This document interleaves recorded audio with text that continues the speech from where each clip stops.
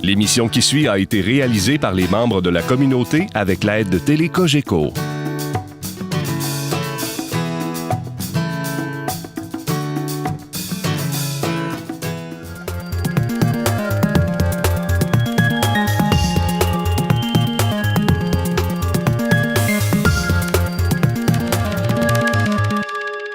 Cette semaine, dans le cadre de notre capsule financière, on retrouve M. Sylvain Marleau, conseiller en placement pour la financière Banque nationale.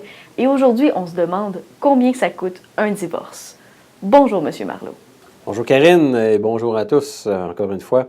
Cette semaine, effectivement, je veux parler, là, malheureusement, le divorce, ça fait partie du quotidien d'une bonne partie des familles. Hein? Je pense avoir lu quelque chose comme 40% des familles vont divorcer, en tout cas des familles, des couples vont divorcer.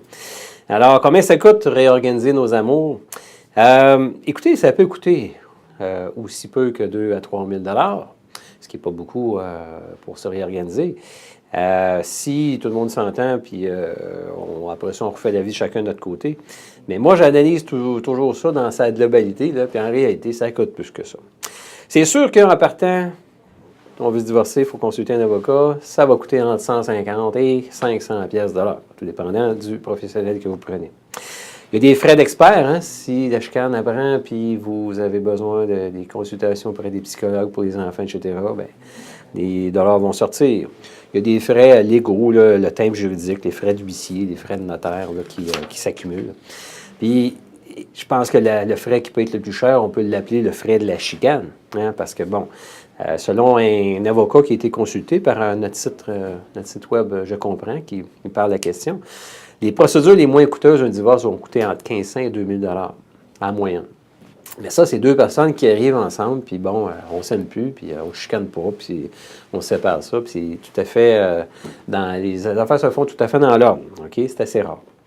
La chicane, elle peut coûter des dizaines de milliers de dollars, et puis on le voit assez régulièrement.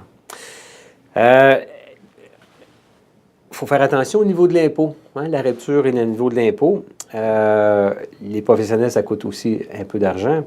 Le comptable, il va devoir être consulté. Hein, il y a des crédits d'impôt là, qui vont changer. Vous retrouvez, vous séparez au mois d'octobre, vous séparez au mois de mars. Ça va influencer votre statut que vous allez déclarer dans vos impôts. Alors, le comptable va devoir être consulté. Avocat, fiscaliste, dans certains dossiers, le divorce va impliquer du gain en capital, va impliquer vos REER, le divorce va impliquer votre fonds de pension. Alors, il faut payer du monde se faire aider là-dedans. Je lisais un bon article le week-end passé de Stephanie Graham dans le journal La Presse qui parlait, elle, la taxe des yeux des divorcés. Imaginez que vous avez une maison avec votre conjoint, puis arrive le divorce, vous pouvez être obligé, le conjoint qui achète la part de l'autre peut, sous certaines conditions, être obligé de payer la taxe de bienvenue à la ville. Imaginez, là, vous l'habitez à la maison, vous faites juste racheter la part de votre conjoint si vous ne respectez pas certains critères. Un article à lire et à faire bien attention. Régime d'épargne-études, on ne lit pas ça nulle part. Moi, je dis aux gens, faites attention. Vous avez ouvert un régime d'épargne-études, Karine et Sylvain, à titre d'exemple. Bien, si la chicane prend puis Karine vide le compte ou en partie, ça peut augmenter la chicane encore plus. Il y a d'autres coûts que j'ajouterais, Karine. Vivre seul, il y a un coût à ça, hein. Il faut supporter 2 fois le budget qu'on supportait auparavant. Tu sais, payer 2 loyers, chacun notre bar. Payer 2 fois les services publics, chacun un compte d'hydro, chacun un compte de Cogeco. Payer 2 fois les taxes municipales, 2 fois l'entretien, 2 fois les réparations. Hein? Il y a un coût important à une séparation. Il y a un coût d'opportunité que j'appelle aussi. Okay? Quand on vit seul, c'est plus difficile à équilibrer. On peut se payer moins de luxe, peut-être qu'on ne fera pas de voyage cette année à cause de ça. On ne peut pas mettre un chiffre au stress que ça implique. Hein? Élever les enfants seuls, c'est beau, on les a peut-être qu'une semaine sur 2, mais ça peut être très, très, très stressant. Puis il y a le coût de la retraite qui est bien important. Hein? On sait qu'il y a il y a juste une partie de la population qui réussit à se développer un fonds de pension au Québec et au Canada. Imaginez quand on se sépare. Okay? S'ils sont obligés de séparer les rentes, la régie des rentes, ils sont obligés de séparer le fonds de pension de l'employeur, séparer les REER. La plupart du temps, il faut travailler toute notre vie durant pour se mériter un fonds de pension. Bien là, quand on le sépare en deux, regardez, là, ça devient encore plus difficile. Fait qu'en bref, des fois, je me demande si ça vaut pas la peine de travailler dans certains cas pour essayer de rester ensemble, juste la question financière. J'invite les gens qui nous regardent à consulter le site Je comprends. Il y a beaucoup de choses que j'ai parlé qui sont très détaillées et qui vont aider les gens qui sont concernés par ce sujet-là.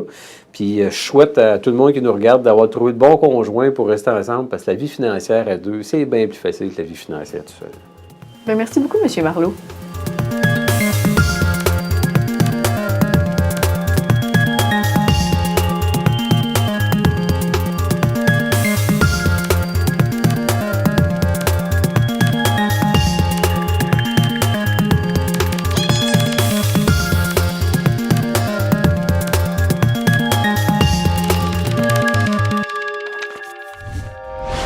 Télé Cogeco, un service exclusif aux clients de Cogeco.